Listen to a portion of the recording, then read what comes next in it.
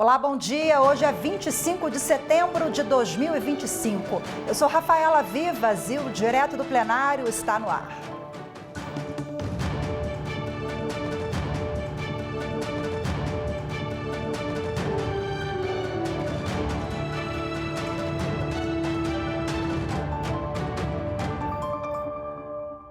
Em instantes, os ministros do Tribunal Superior Eleitoral darão início à sessão plenária de hoje.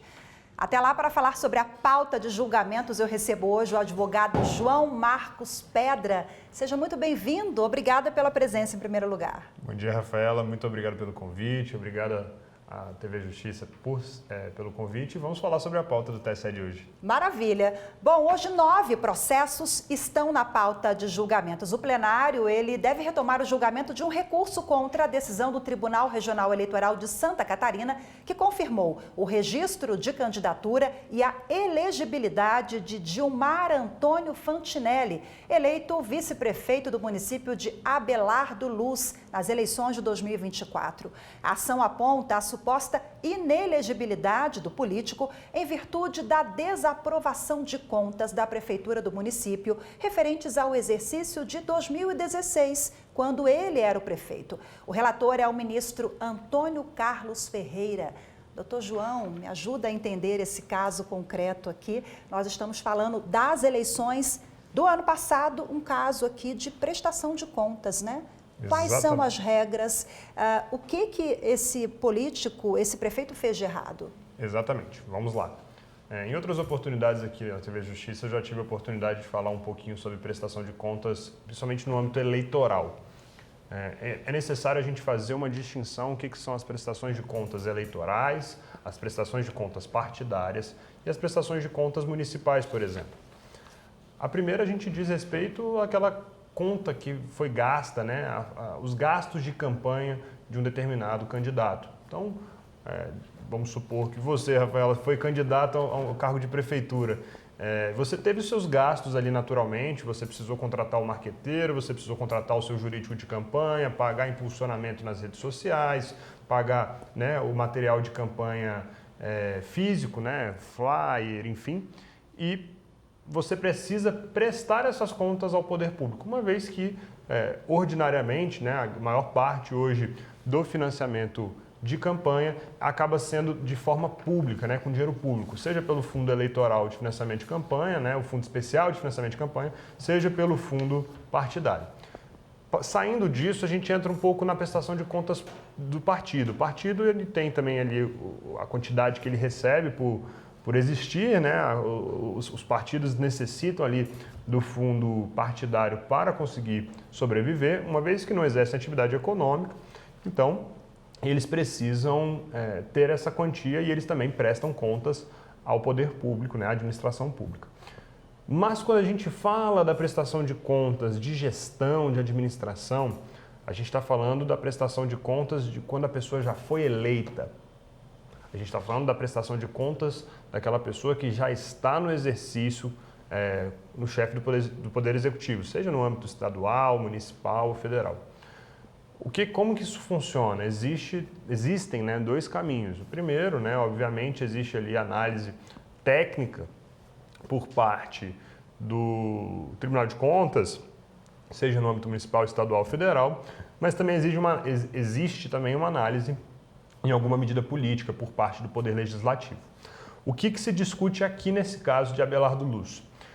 Se a existência de um parecer pela desaprovação das contas por parte de um prefeito tem a capacidade de gerar inelegibilidade ou não daquela pessoa, né, daquele prefeito ou daquela prefeita.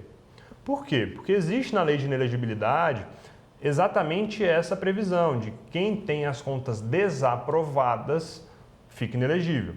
Contudo, quem determina se as contas devem ser aprovadas ou não, inclusive com decisão recente do Supremo Tribunal Federal, é o Poder Legislativo.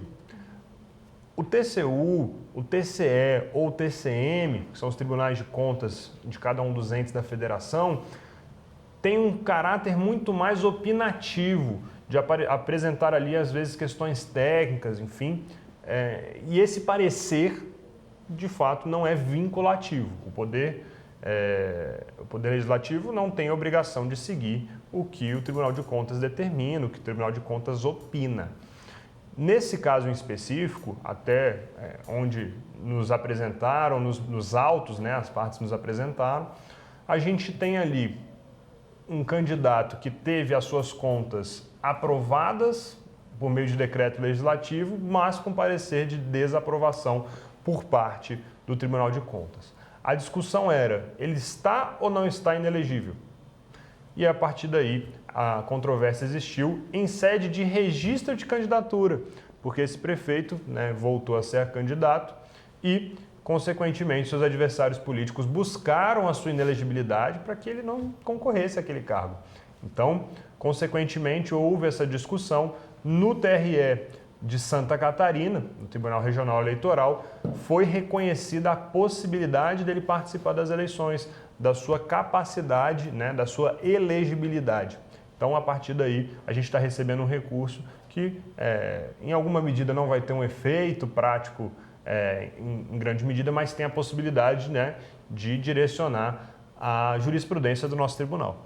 Maravilha. Bom, e outro item da pauta é um recurso contra a decisão do Tribunal Regional Eleitoral de Goiás, que determinou que o juízo de primeiro grau retome a ação de investigação que envolve supostos abusos de poder político e econômico praticados pelo então prefeito do município de Davinópolis, Diogo Rosa. O político teria favorecido os candidatos Vanusa Aparecida Bento Gomes e Heraclides Ferreira da Fonseca, eleitos para os cargos de prefeita e vice-prefeito nas eleições de 2024. Doutor João, ajuda a entender esse caso aqui. Nós tivemos a demissão de trabalhadores ali num período que a Justiça Eleitoral proíbe essas demissões ou qualquer situação que possa caracterizar ali até um assédio ao trabalhador, enfim, tem regrinhas que não foram observadas nesse caso concreto, né? Exatamente, Rafaela. Vamos lá. Esse caso ele tem duas facetas principais, uma mais processual e uma mais de mérito, né, dentro do conteúdo, de fato, dos abusos de poder. Em relação à parte de mérito, acredito eu que esse processo não vai ter, da parte processual, desculpa, acredito eu que esse processo não vai ter um avanço até o mérito do processo, até porque a decisão que se recorre, o próprio Ministério Público alegou isso em seu parecer, que ela tem um caráter de decisão interlocutória, que não é uma decisão que termina o processo. Ela só é uma decisão dentro do processo e ela não dá aquele efeito terminativo ao processo. O TSE entende, tem conteúdo simulado em relação a isso, de que o TSE não pode avançar em relação a recursos que tratem sobre decisões interlocutórias. Então, acredito eu que na parte de mérito a gente sequer vai ver o debate. Mas aproveitando aqui nossa oportunidade para a gente poder debater temas de direito eleitoral, eu vou trazer algumas reflexões aqui sobre esse caso. Nesse caso em específico, a gente tem ali a demissão de alguns funcionários em ano eleitoral próximo do pleito. E aí a gente tem que pensar de forma um pouco mais sofisticada em relação a esse instituto da demissão e da contratação. Em alguma medida, nós temos ali uma forma, né, obviamente, de garantir ao prefeito, ao gestor, a possibilidade de ter um time, né, qualificado, um time com pessoas da sua confiança. E isso é uma garantia, né, um poder do chefe do executivo e dos gestores públicos. Só que isso não pode se transformar em uma forma de barganha política, de vota em mim que eu te dou um cargo. Ou então, construções e conjunturas políticas em que você traz ali alguma liderança, promete para ele 30 cargos e, em troca desses 30 cargos, você pede ali o apoio político, né, aproveitando essa liderança. Então, existe, nessa perspectiva, em alguma medida, esse limite, né, do que é uma garantia de uma prerrogativa de um gestor, né, de um chefe do executivo, e o que é, de fato, um abuso de poder político. Nesse caso, a gente vê um caso que, em alguma medida, vai um pouco na contramão do abuso de poder político, porque normalmente, em ano eleitoral, quando a gente vê casos de abuso de poder político relacionados a recursos humanos, a gente vê ali um inflacionamento dentro da máquina pública, né? o gestor e o político querendo ganhar votos, traz mais pessoas e fala assim, ó, a gente está trazendo você, mas você tem que votar. É o cenário clássico do abuso de poder político.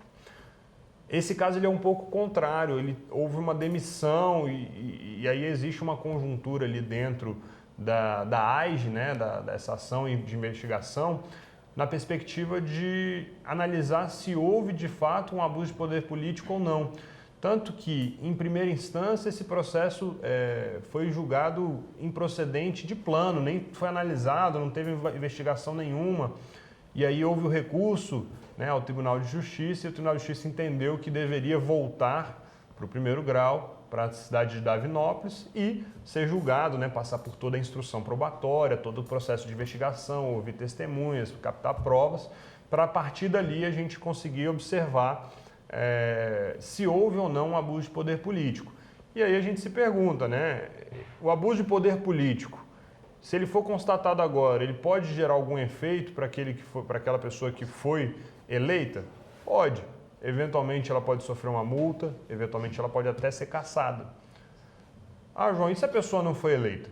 Se esse abuso de poder político sequer se concretizou, que era uma discussão que a gente tinha antigamente, e hoje a gente já tem pacificado na jurisprudência, principalmente, de que a pessoa perder o pleito não significa que ela não cometeu abuso de poder de qualquer natureza, político, religioso, econômico. Se a pessoa que perdeu o pleito, ela pode sofrer alguma sanção? Também, inclusive ficar inelegível. Então, é muito importante, inclusive um caso, né, recente que a gente teve de pessoa que não foi eleita e sofreu uma AIGE durante o período eleitoral foi o ex-presidente Jair Bolsonaro. Ele hoje está inelegível por uma determinação do TSE em relação ao abuso de poder político durante as eleições de 2022. Então, assim, é muito importante entender que durante o período eleitoral não vale tudo. A gente não pode, né, achar que o voto pode ser conquistado de qualquer forma, a qualquer custo, porque lá na frente, até se você não for eleito, você pode eventualmente ficar inelegível. Achei interessante o que o senhor falou, né? Não é um vale tudo. Então, pegando esse gancho, eu vou chamar uma reportagem aqui, porque enquanto a sessão não começa, nós vamos às notícias da Justiça Eleitoral. Bom, o Tribunal Superior Eleitoral manteve a decisão que rejeitou a denúncia de suposto abuso de poder político nas eleições municipais do ano passado em Santa Cruz dos Milagres, no Piauí. O caso envolvia a distribuição de cestas básicas e um showmício. As informações com Carolina Chaves. O Tribunal Superior Eleitoral, por unanimidade, confirmou a decisão do Tribunal Regional Eleitoral do Piauí e negou a acusação movida pelo Diretório Municipal do Partido Progressistas. No TSE, o partido alegou que os candidatos a prefeito e vice-prefeito de Santa Cruz dos Milagres, Antônio Tomé Soares de Carvalho Neto e Luiz Gomes de Assis, praticaram abuso de poder político e econômico. A denúncia se baseava na distribuição de cestas básicas e na promoção de um showmício comemorativo do aniversário do município.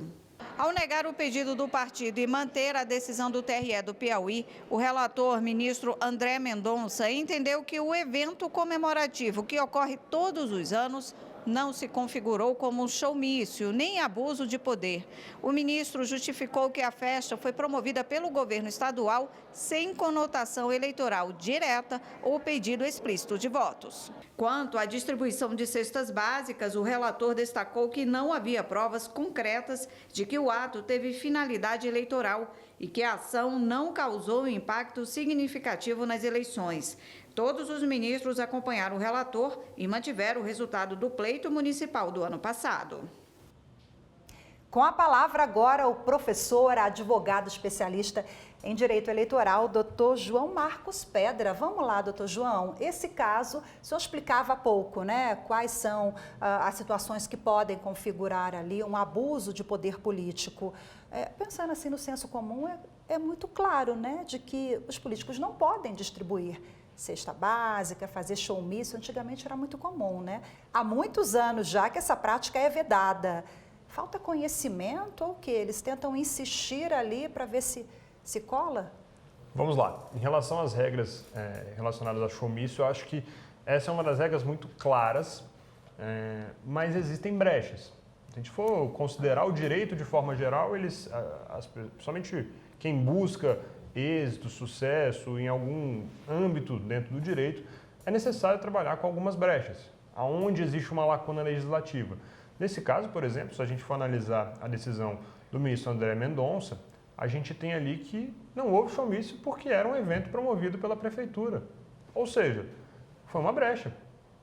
Querendo ou não, pode ter tido algum caráter político? Pode. Pode ter tido alguma conotação eleitoral? Pode. Mas não ficou constatado no processo. Então, foi afastada essa ideia de showmício.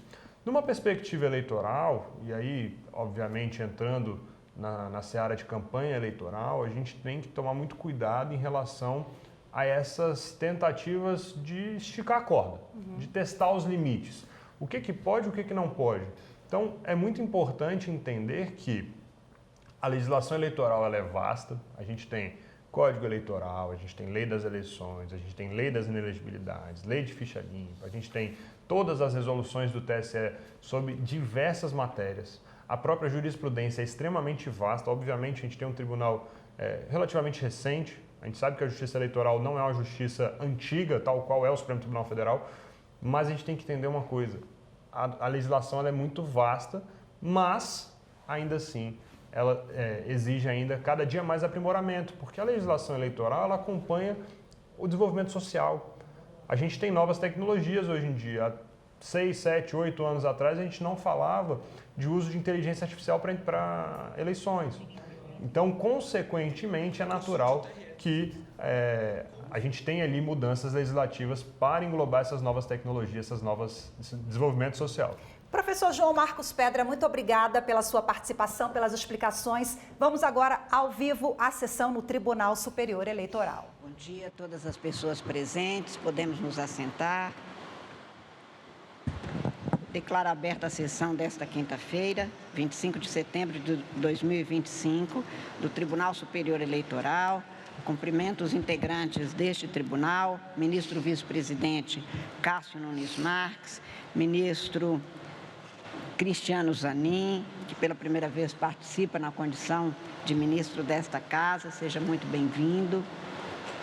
Ministra Corregedora-Geral da Justiça Eleitoral, Isabel Galotti, ministro Antônio Carlos Ferreira, ministro Floriano de Azevedo Marques, que hoje participa por videoconferência, ministra Estela Aranha, cumprimento o senhor vice-procurador-geral da Justiça Eleitoral, doutor Alexandre Espinosa, senhoras e senhores advogadas e advogados, senhores servidores, cumprimento de uma forma também especial professores e estudantes dos cursos de Direito da Faculdade Santo Agostinho, de Sete Lagoas, Minas Gerais, e do Grupo Direito Hoje, de Teresina, Piauí.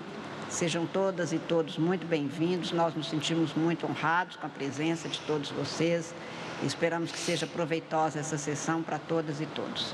Muito obrigada pela presença. Hoje nós não teremos a sessão administrativa e eu dou início, então, à sessão jurisdicional. Cumprimento o senhor secretário, doutor João Paulo. Solicito que proceda a leitura da ata da sessão anterior. Ata da sessão ordinária jurisdicional do Tribunal Superior Eleitoral, realizada em 23 de setembro de 2025. Presidência da senhora ministra Carmen Lúcia, presentes à sessão, os senhores ministros Nunes Marques, André Mendonça, Isabel Galotti, Antônio Carlos Ferreira, Floriano de Azevedo Marques e Estela Aranha. Vice-procurador-geral eleitoral, doutor Alexandre Espinosa Bravo Barbosa. Às 19h32 foi aberta a sessão, sendo lida e aprovada a ata da sessão anterior. Foram julgados 12 processos e a sessão foi encerrada às 20h25. Indago dos senhores ministros, das senhoras ministras, se há alguma observação, retificação, observação a fazer sobre a ata. Não havendo, declaro-a aprovada. Mais uma vez, cumprimentando de forma especial o ministro Cristiano Zanin, nosso colega de Supremo Tribunal Federal, que hoje atua em substituição ao eminente ministro André Mendonça, ausente justificadamente. Ministro, como disse, é um enorme gosto para todos nós contar com a presença de Vossa Excelência, um advogado dedicado, com uma carreira muito sólida, muito importante. Portanto, é um gosto para todas nós e todos nós, e principalmente uma sorte o Brasil contar com Vossa Excelência nesta bancada. Apregou para julgamento o recurso especial eleitoral número 0600 137-96, procedente de Abelardo Luz, Santa Catarina, relatado pelo eminente ministro Antônio Carlos Ferreira. É recorrente, neste caso, a coligação Aliança por Abelardo Luz e recorrido Dilmar Antônio Fantinelli. É um recurso especial eleitoral que foi interposto contra a acórdão do Tribunal Regional Eleitoral Catarinense, que tinha confirmado o deferimento do registro de candidatura ao cargo de vice-prefeito do município de Abelardo Luz nas eleições de 2024. Na sessão de 21 de novembro de 2024, o relator deu parcial provimento ao recurso especial, determinando que retornassem os autos à origem. Na sessão posterior, de 4 de fevereiro de 2025, houve o voto, naquela ocasião, antecipou o pedido de vista do ministro Ramos Tavares, que trouxe, na sessão de 4 de fevereiro, voto vista divergente, no sentido de negar provimento ao recurso especial eleitoral. Então, o eminente ministro relator Antônio Carlos Ferreira indicou o adiamento do julgamento. Não vota nesta assentada a eminente ministra Estela Aranha, que sucedeu o ministro Ramos Tavares, porque já proferiu o voto, que não pode ser alterado. Então, eu passo a palavra ao eminente ministro relator Antônio Carlos Ferreira. Muito obrigado, senhora presidente. Eu cumprimento Vossa Excelência, peço licença para subscrever os cumprimentos feitos por Vossa Excelência na abertura dos trabalhos. Uma saudação especial ao ministro Cristiano Zanin, que hoje, para nossa alegria, compõe o colegiado, e uma saudação especial também aos professores e alunos que nos visitam, os estudantes. Sejam muito bem-vindos. Bem, senhora presidente, como Vossa Excelência já noticiou, na sessão de 21 de novembro de 24, eu votei por dar parcial provimento ao recurso especial da coligação Aliança por Abelardo Luz, para que os autos retornem à origem com a brevidade que o caso requer, e, ato contínuo, o ministro André Ramos Tavares antecipou o pedido de vista. E, na sessão de 4 de fevereiro deste ano, Sua Excelência proferiu o voto vista, divergente, para negar provimento ao recurso. Logo após, indiquei o adiamento do julgamento do presente feito, presidente, esse pedido deu-se em razão de encontrar-se pendente a discussão acerca do marco temporal para admissão de fato superveniente com repercussão na inelegibilidade do candidato. Essa questão estava sendo tratada em 2 processos de relatoria do ministro André Mendonça, encontrava-se pendente um voto vista, um pedido de vista formulado pelo ministro Cássio. O voto, apenas para rememorar, senhor presidente, no voto divergente do eminente ministro Ramos Tavares, Sua Excelência entendeu incidir no caso a súmula 41. Eu, com as mais respeitosas vezes, entendo que não, porque no voto que eu submeti ao colegiado, eu não analisei o acerto ou desacerto da decisão da Câmara Municipal. O ministro Ramos Tavares também fundamentou seu voto de divergência em precedentes que eu entendo possuir moldura fática distinta, nos quais não teria havido o julgamento pelo Legislativo ou o julgamento tardio das contas. E meu voto reconhece que o ato legislativo está regular, porém, não atingiu o quórum de 2/3 de que trata o artigo 31. O decreto, portanto, não preencheu um requisito formal para prevalecer sobre o parecer do Tribunal de Contas. Eu não analisei o mérito do decreto legislativo. E também não teria havido, diferente do meu entendimento do voto do ministro Ramos Tavares, também não teria havido, nesse caso, um julgamento ficto. No caso, teve um pronunciamento da Câmara Municipal.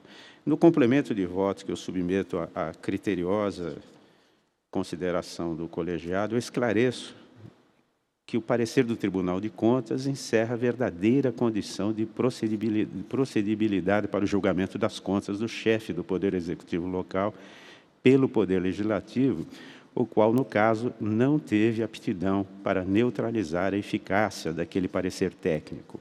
Isso porque a edição do decreto legislativo pela Câmara Municipal perfectibiliza ato complexo, dado que a prolação do ato pelo órgão técnico pressupõe ulterior julgamento pela Câmara Municipal, materializado no decreto legislativo ora impugnado. Com isso, o decreto municipal não se encontra inquinado, visto que o constituinte originário outorgou ao Parlamento local a competência para o controle externo do Poder Executivo Municipal. Contudo, assim o fez de forma balanceada, ao condicionar a prevalência do ato legislativo somente por meio do quórum qualificado de 2/3. E no voto eu transcrevo o texto do artigo 31 e do parágrafo 2º da Constituição Federal e diz o parágrafo 2º do artigo 31. O parecer técnico emitido pelo órgão competente sobre as contas que o prefeito deve anualmente prestar, só deixará de prevalecer por decisão de 2/3 dos membros da Câmara Municipal. Portanto, à época das eleições, inexistiu nulidade na edição do decreto, tendo a Câmara de Vereadores autonomia e independência para julgar a contabilidade como bem entender, desde que assim o faça a tempo e modo. Por elucidativo, transcrevo trecho do voto do ministro Ricardo Lewandowski, designado relator no acórdão do recurso extraordinário número 848.826, julgado sobre a sistemática da repercussão geral em que a Suprema Corte enfrentou o tema 835. E também transcrevo no voto, senhora presidente, esse voto também foi citado pelo ministro, esse julgado também foi citado no voto divergente do ministro Ramos Tavares. E eu transcrevo no voto trechos do voto do ministro Lewandowski, diz ele, vou fazer uma síntese, abro aspas, a dicção do artigo 31, parágrafo 1º da Carta Magna é muito clara no sentido de estabelecer que cabe ao Parlamento Municipal, com o auxílio do Tribunal de Contas, o controle externo das contas municipais. Mais adiante, o auxílio a que se refere o texto constitucional deve ser entendido como ajuda, assistência ou amparo fornecido pelo órgão técnico administrativo ao órgão legislativo. Ademais, observo que não há propriamente um julgamento de contas pelo órgão técnico. O relevante papel dos tribunais de contas é produzir parecer prévio à decisão do órgão legislativo. E prossegue o ministro Lewandowski, citando o escólio do professor José Afonso da Silva sobre a natureza desse parecer técnico. E diz o professor José Afonso da Silva, abro aspas, secundárias, não tem apenas o valor de uma opinião, que pode ser aceita ou não, o parecer como parecer do Ministério Público. Não é, pois, um parecer no sentido técnico de opinião abalizada, mas não impositiva. Ao contrário, ele vale e tem a eficácia de uma decisão impositiva. Sua eficácia pode, porém, ser desfeita se 2/3 dos membros da Câmara Municipal votarem contra ele. Só assim não prevalecerá. Fecho aspas secundárias. E prossegue e concluiu o ministro Lewandowski. Isso significa que a manifestação do Tribunal de Contas é um parecer qualificado, que subsiste até ser derrubado por uma maioria de 2/3 do Parlamento. Fecho aspas. Recentemente, na sessão de 29 de maio deste ano, esse Tribunal Superior replicou a orientação sufragada pela Suprema Corte na ADI 7.197, na qual se fixou a interpretação constitucional vinculante, em que se estabeleceu que a data das eleições é o atual marco temporal limite para todas as alterações fáticas ou jurídicas que possam afetar a elegibilidade dos candidatos, sem fazer distinção entre tipos de alterações supervenientes, seja o exaurimento de prazos de inelegibilidade ou decisões judiciais administrativas supervenientes ao pedido de registro, devendo se aplicar o mesmo marco temporal, primeiro turno, para ambas as situações. Trata-se do agravo regimental no recurso especial eleitoral 0600-224, de relatoria do ministro André Mendonça. E transcrevo no voto que submeto aos colegas a ementa desse julgado, peço licença para não ler, é de conhecimento de todos. Nessa linha, tendo em vista que o artigo 52 da Resolução TSE 23.609, modificado pela Resolução TSE 23.729, em conformidade com o entendimento firmado no julgamento da ação direta de inconstitucionalidade 7.197, adotou expressamente a data do primeiro turno da eleição como limite temporal para considerar alterações que impactem as condições de elegibilidade e as causas de inelegibilidade dos candidatos. Tem-se que a notícia de fato superveniente, trazida pela coligação recorrente, anulação do decreto legislativo pela Justiça Comum, já transitado em julgado, afora a circunstância de corroborar a linha intelectiva desse relator, no sentido de que não houve, de fato, aprovação das contas, essa circunstância é desimportante ao deslinde do feito. Logo, uma vez verificadas, primeiro, as conclusões sufragadas pela Suprema Corte acerca da matéria. Segundo, a intenção do constituinte originário em dotar com mais eficácia os pronunciamentos técnicos formulados em âmbito local. Terceiro, o prestígio, a tecnicidade e a expertise das Cortes de Contas. Quarto, a possibilidade de consulta ao resultado de julgamento da Câmara de Vereadores, o qual, inclusive, consta do Acórdão Regional.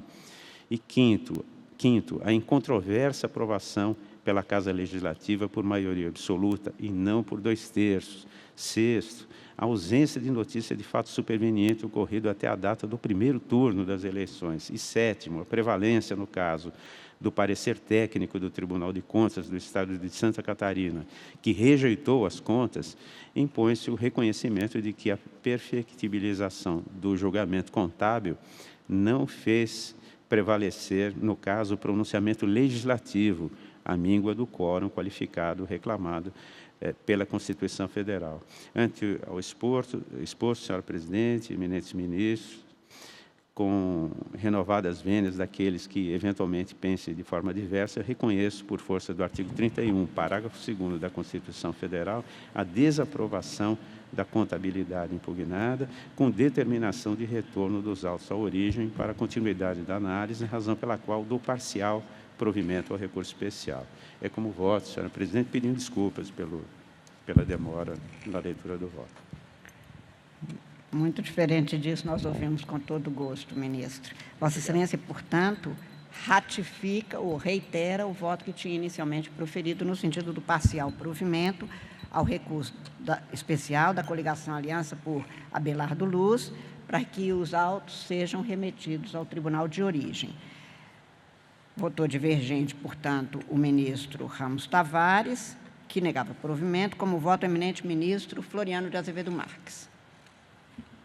Excelentíssima ministra presidente, ministra Carmen Lúcia, em nome de quem eu cumprimento os demais ministros e ministras, mas, em especial, aqui faço uma saudação ao ministro Cristiano Zanin, que pela primeira vez, integra a bancada e nos honra aqui com a sua participação. Ministro Zanin, que já era admirado como advogado e nesse curso de pequeno ainda, de investidura no alto cargo de ministro da Suprema Corte, também tem nos feito ainda mais lhe admirar. E eu aproveito e saúdo também o secretário Dr. João Paulo, o vice-procurador-geral eleitoral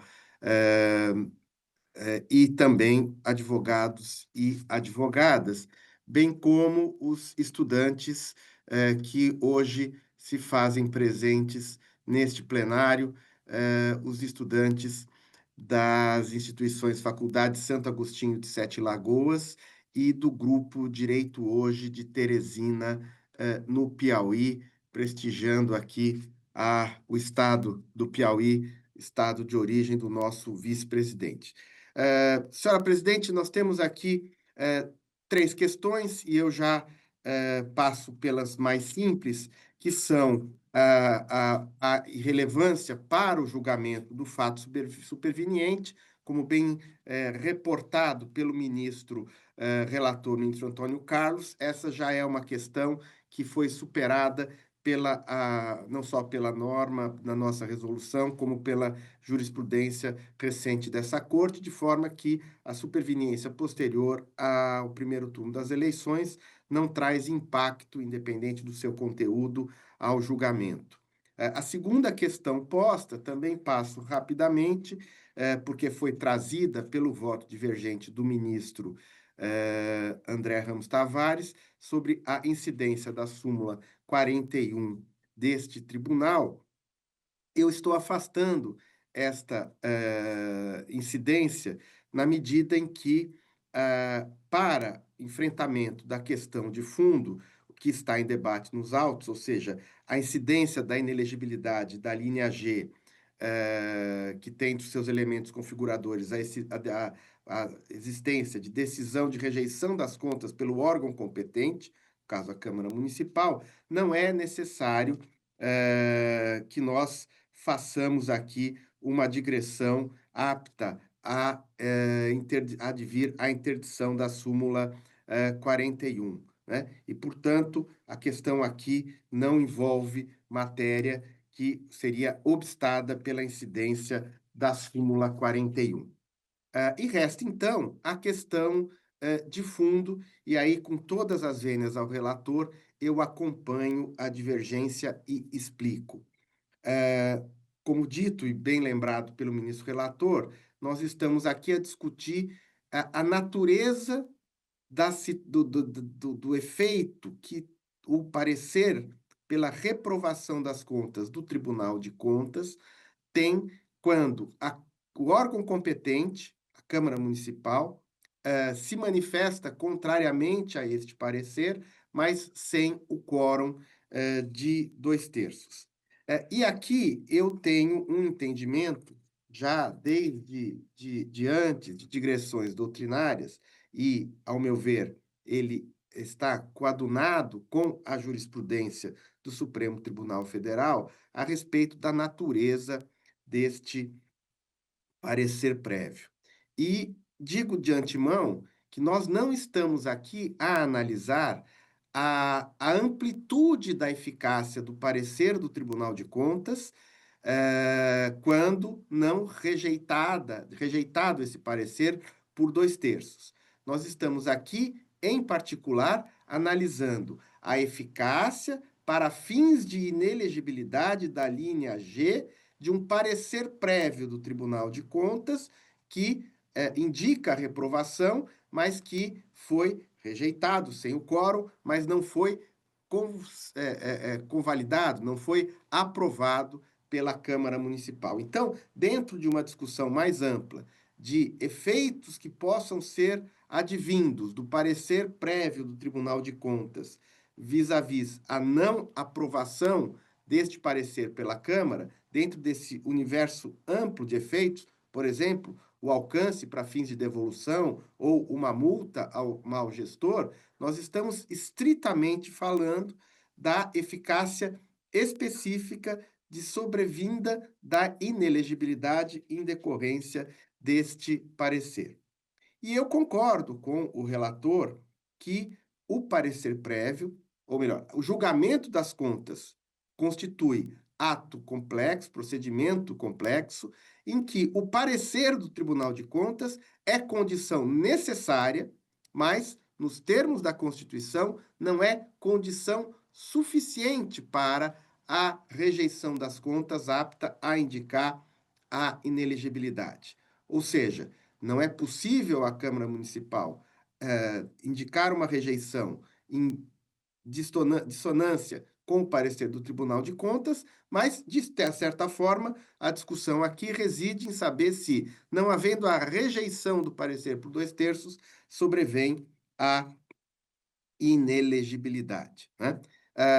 É sabido que, nos termos da Lei Complementar 64/90, em seu artigo 1º, são inelegíveis, entre outros, aqueles, diz a linha G, que tiverem as contas relativas ao exercício de cargos ou funções públicas rejeitadas por irregularidade insanável, que configure ato doloso de improbidade administrativa e por decisão irrecorrível do órgão competente. Portanto, nós aqui estamos discutindo, num ato complexo, quem é o órgão competente para proferir a decisão que fará incidir a linha G. E aqui também, como já foi dito, no caso dos autos, inexiste a decisão irrecorrível do órgão competente, que, à luz da Constituição, é a Câmara Municipal, que seria, ao meu ver, a única forma de se cogitar a incidência da grave sanção de inelegibilidade da alínea G, tendo em vista que houve uma manifestação contrária, ainda que não perfazendo o quórum de 2/3. E, nesse sentido, eu me alinho com o entendimento do ministro divergente, o ministro André Ramos Tavares. Por quê?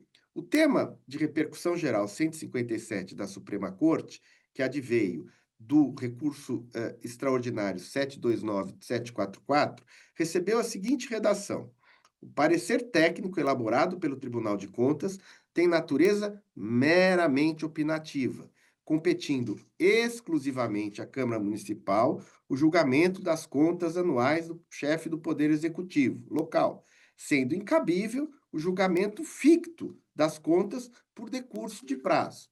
Ora, se é inadmissível, à luz do tema firmado no Supremo Tribunal Federal, que o julgamento ficto produza efeitos, nos termos aqui dos que nós estamos tratando, ao meu ver, mais ainda há quando a manifestação do órgão competente é contrária ao parecer, mesmo que não logrando os 2/3, que aí sim esvaziaria de qualquer efeito o parecer do Tribunal de Contas. O voto do ministro André Ramos Tavares, ele reconstitui de maneira muito precisa a moldura fática do julgamento de onde se extraiu o referido tema, né? E eu não vou aqui repisar as bem lançadas narrativas de moldura fática trazidas pelo ministro André. Naqueles autos, só lembrando, o recorrente sustentava que, no silêncio do Poder Legislativo local, ou no caso em que não atingido o quórum qualificado de 2/3 dos membros da Câmara Municipal, deveria prevalecer o parecer do Tribunal de Contas no sentido da desaprovação das contas do prefeito, com a consequente declaração de inelegibilidade da linha G. E aí, o voto guia deste julgado e do tema da relatoria do ministro Gilmar Mendes, ao meu ver, dá todo o extrato, todo o fundamento para o entendimento, com todas as vênias ao relator, que eu estou aqui abraçando e que diverge do voto proferido, né?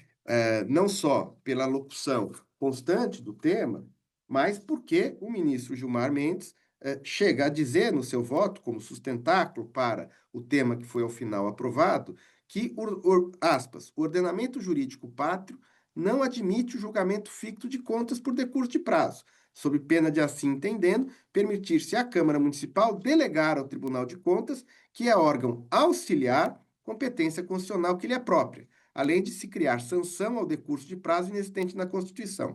E completa. Assim, conclui-se que compete exclusivamente à Câmara de Vereadores o julgamento das contas anuais do prefeito, subsidiado pelo parecer técnico previamente elaborado pelo Tribunal de Contas. Fecho aspas. E, portanto, eu extraio deste tema 157 algumas conclusões que guiam o meu entendimento no presente recurso especial. Primeiro, que na análise das contas dos prefeitos, os tribunais de contas emitem parecer prévio, condição necessária, consubstanciado em pronunciamento técnico, sem conteúdo deliberativo e de caráter meramente opinativo, nos termos do artigo 71, inciso 1 da Constituição Federal.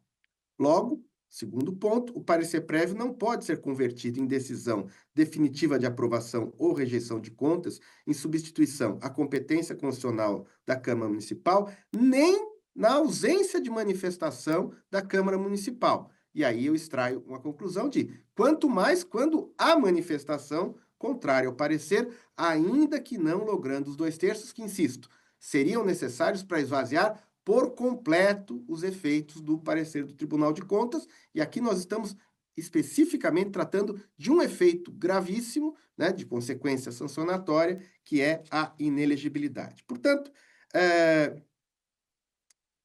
a inelegibilidade da linha G, ao meu ver, não se pode ver configurada a partir do julgamento ficto, isto é, aquele que não decorra de uma decisão definitiva da Câmara Municipal rejeitando as contas do prefeito. Referidas conclusões, abarcadas, ao meu ver, pelos efeitos vinculantes derivados da repercussão geral, elucidam que o parecer técnico do Tribunal de Contas não substitui decisão da Câmara Municipal de irregularidade, de rejeição das contas para fim de inelegibilidade da linha G. Concluo, assim, que as teses recursais não merecem a acolhida. Ante o exposto e pedindo vênia ao relator, eu acompanho a divergência especificamente para negar provimento ao recurso especial eleitoral. É como voto, senhora presidente. Agradeço a Vossa Excelência, que, portanto, nega provimento, divergindo, e devolvo a palavra ao eminente ministro relator Antônio Carlos Ferreira. Desculpe, presidente. Por favor. Apenas para cumprimentar o ministro Floriano pelo voto, mas apenas para deixar claro, ao meu ver aqui, não houve julgamento ficto. Esse julgamento existiu e no local adequado. Esse julgamento na Casa Legislativa. Apenas não atingiu o quórum de 2/3 que exige a lei. A lei exige para deixar prevalecer o parecer técnico. Quer dizer, não houve esse quórum. Então, houve o julgamento, não houve um julgamento ficto. Muito obrigado. Agradeço a senhora voz. presidente. Senhora presidente. Pois não, ministro Floriano. Em homenagem ao voto do ministro Antônio Carlos, eu não afirmo que houve julgamento ficto. O meu raciocínio é que se nem o julgamento ficto, que é a não manifestação, implica em efeitos, mas ainda não se pode dar efeitos quando há um julgamento de rejeição do parecer, ainda que sem o quórum. O ministro Antônio Carlos tem razão, não houve julgamento ficto, eu só fiz a comparação, peço desculpas aqui pela impertinência. Sem problema. Como voto, eminente ministro vice-presidente Nunes Marques. Eminente presidente, ministra Carmen Lúcia, na pessoa de quem saúdo todos os ministros presentes, o vice-procurador-geral eleitoral, o senhor secretário da sessão, servidores, advogados, com permissão de Vossa Excelência, fazer 3 registros especiais. O primeiro ao ministro Cristiano Zanin, que nos brinda com sua presença e abrilhanta a nossa sessão, e também aos professores e alunos da Faculdade de Santo Agostinho, de Sete Lagoas, Minas Gerais, e ao Grupo Direito Hoje, da minha querida cidade natal, Teresina. Sejam bem-vindos. Presidente, em relação ao voto, eu vou fazer um encaminhamento e apenas algumas poucas considerações. Eu não comungo, e pedindo já vem a divergência, de que o julgamento ficto ele é considerado hierarquicamente mais relevante do que uma manifestação expressa. O julgamento fixo, há uma inércia da Casa Legislativa em não apreciar. E essa inércia não tem o condão de aprovar ou reprovar absolutamente nada, porque não houve deliberação. Nesse caso, a Casa Legislativa se reuniu e, por 6-5, aprovou as contas. No entanto, admitir isso como válido seria uma negativa à norma constitucional expressa, que diz que o órgão de contas que emite o parecer, né, esse parecer só deixaria de prevalecer com uma reprovação de 2/3, uma reprovação qualificada. Então, nesse caso em que há deliberação pela Casa Legislativa e onde não se atingiu o quórum constitucional de 2/3, nós temos uma votação regular, todavia sem o atingimento do quórum qualificado. Então, pedindo a mais respeitosa vênia, a divergência, eu acompanho o relator e com um adendo. A preocupação trazida pela divergência, que é bastante relevante, que diz respeito à aferição da inelegibilidade da linha G, do inciso 1 do artigo 1º da 6490, ela poderá ser aferida com a providência dada pelo relator, que foi o parcial provimento, com a devolução para análise disso. Então, com mais razão ainda, acompanho o eminente ministro Antônio Carlos Ferreira. Agradeço a Vossa Excelência, que acompanha o relator. Como voto, o eminente ministro Cristiano Zanin. Senhora presidente, ministra Carmen Lúcia, cumprimento Vossa Excelência, cumprimento as eminentes ministras e ministros desse Tribunal Superior Eleitoral, Cumprimento o doutor Alexandre Espinosa, vice-procurador-geral eleitoral, senhores advogados, advogadas, servidores e todos que nos acompanham. Também cumprimento os professores e estudantes dos cursos de Direito da Faculdade Santo Agostinho, de Sete Lagoas, também o Grupo Direito Hoje, de Teresina, e gostaria de dizer que é uma enorme satisfação estar aqui nessa data, pela primeira vez compondo esta bancada. Já estive na tribuna em várias oportunidades, mas esta é a primeira vez que componho esta qualificada bancada do Tribunal Superior Eleitoral. Feitos esses registros, senhora presidente, eu farei a juntada de voto escrito, acompanhando o eminente relator, ministro Antônio Carlos Ferreira, porque também entendo aqui que, de fato, houve a deliberação, ainda que sem o quórum constitucional, e a providência adotada por Sua Excelência permitirá que se faça a aferição dessa situação específica na instância adequada. Então, pedindo vênia à divergência, acompanho integralmente o relator para prover parcialmente o recurso especial eleitoral, determinando o retorno dos autos à origem para exame das demais circunstâncias configuradoras da ineligibilidade prevista na linha G do inciso 1 do artigo 1º da Lei Complementar 64 de 1990. É como voto, senhora presidente. Agradeço a Vossa Excelência, que, portanto, acompanha o relator. Como vota a eminente ministra Isabel Galotti. Bom dia, senhora presidente, na pessoa de quem cumprimento todos os colegas, todos os participantes da presente sessão, especialmente ao ministro Cristiano Zanin, que inaugura aqui na bancada, e aos professores e estudantes dos cursos de Direito da Faculdade Santo Agostinho de Sete Lagoas e o Grupo de Direito Hoje de Teresina. Eu peço a máxima vênia à divergência para acompanhar o relator e farei juntada de voto nesse sentido. Agradeço a Vossa Excelência, que, portanto, também acompanha o relator, e também eu, com todas as vênias aos entendimentos exarados nos votos dos ministros Ramos Tavares e Floriano de Azevedo Marques, que divergiam do relator negando provimento ao recurso. Eu também estou acompanhando o relator para dar parcial provimento ao recurso, no sentido de determinar o retorno dos autos ao tribunal para avaliação, portanto, dos demais elementos, comungando inteiramente do que foi posto, no sentido de que houve uma deliberação que não atingiu o quórum qualificado, razão pela qual há que se verificar o cumprimento das demais condições. E proclamo o resultado que o tribunal, por maioria, do parcial provimento ao recurso especial para o retorno dos autos à origem, nos termos do voto do ministro relator Antônio Carlos Ferreira, vencidos os ministros André Ramos Tavares e Floriano de Azevedo Marques. Apregou para julgamento da relatoria do ministro Floriano de Azevedo Marques o agravo regimental no agravo em recurso especial eleitoral número 0600-092-46, procedente de Davinópolis, Goiás, sendo agravantes coligação Juntos Podemos Mais e outros, e agravada coligação por amor a Davinópolis. Este é um agravo interposto contra a decisão pela qual foi mantido o acórdão do Tribunal Regional Eleitoral Goiano, que anulara a sentença que tinha indeferido petição inicial e extinto, sem resolução de mérito, uma ação de investigação judicial eleitoral, cuja base era abuso de poder nas eleições de 2024, e determinava-se o retorno dos autos ao juiz eleitoral para regular prosseguimento do feito.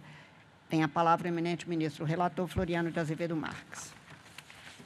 Senhora presidente, reiterando as saudações antes feitas, este caso é bastante mais simples, o agravo é tempestivo e, na decisão agravada, se negou seguimento ao agravo em recurso especial em razão da irrecorribilidade de imediato das decisões interlocutórias, como assentado em nossas normas e na jurisprudência, e considerando os seguintes fundamentos. O acórdão contra o qual foi interposto o recurso especial eleitoral tem mera natureza interlocutória, ante a ausência de caráter definitivo, uma vez que tão somente determinava o retorno dos autos ao juiz eleitoral para dar regular prosseguimento ao feito após anular a sentença que indeferira a petição inicial.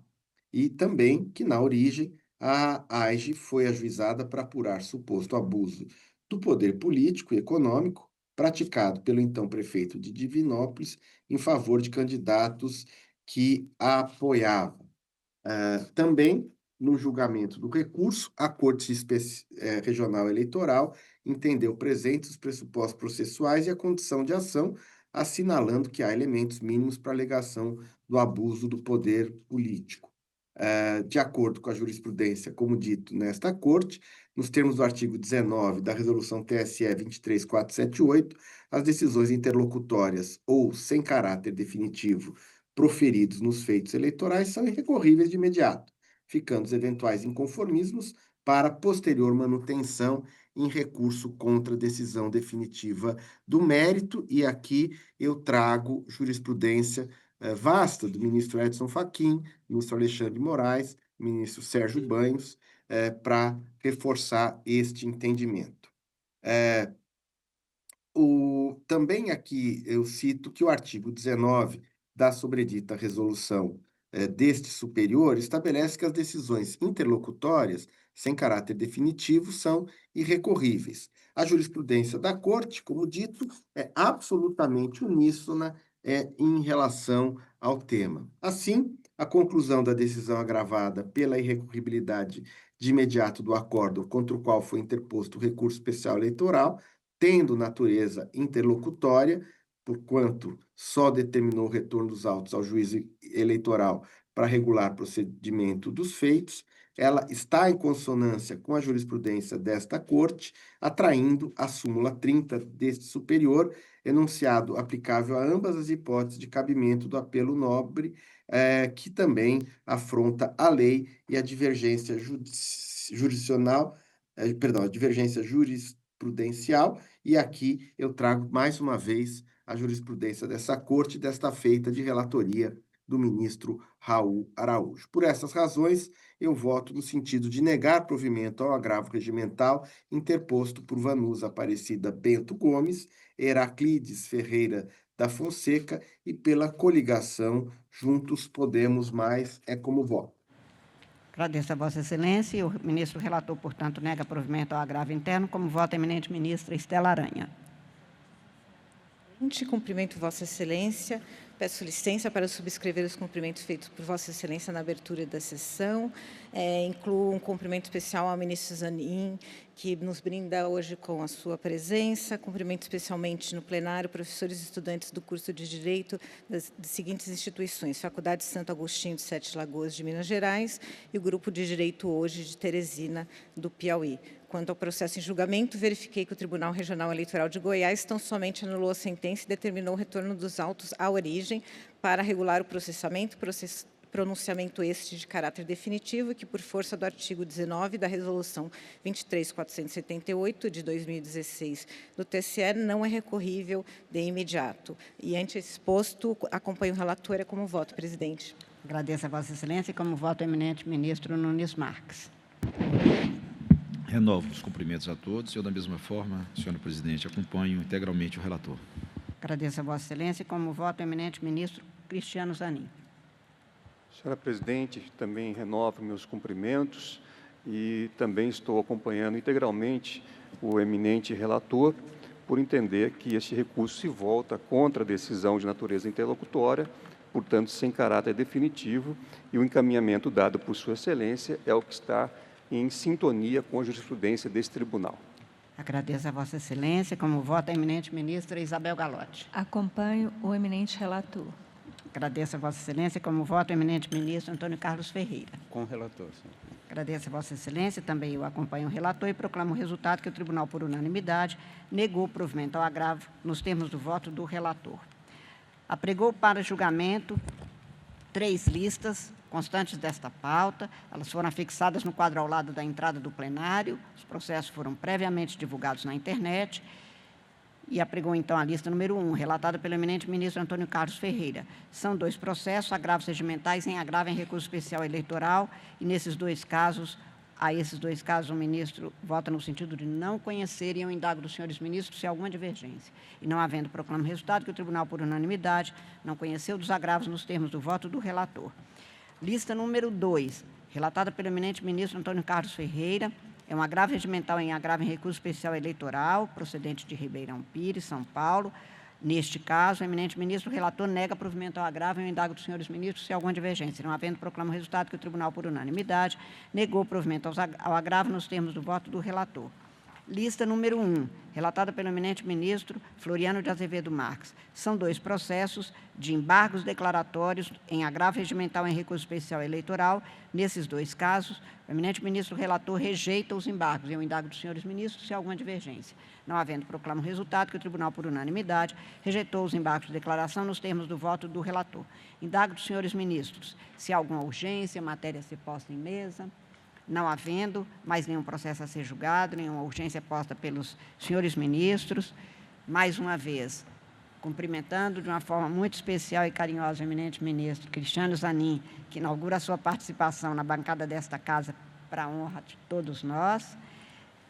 Eu agradeço a presença de todas e todos, especialmente das professoras e professores dos cursos de Direito da minha amada Minas Gerais, também de Teresina, Piauí, do querido ministro vice-presidente. É uma honra enorme para nós contarmos com todas e todos aqui.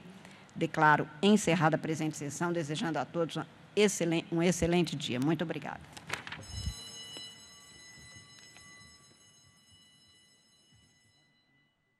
O Direto do Plenário, com a transmissão da sessão do Tribunal Superior Eleitoral, fica por aqui. Obrigada pela sua companhia. Até a próxima sessão. Tchau, tchau.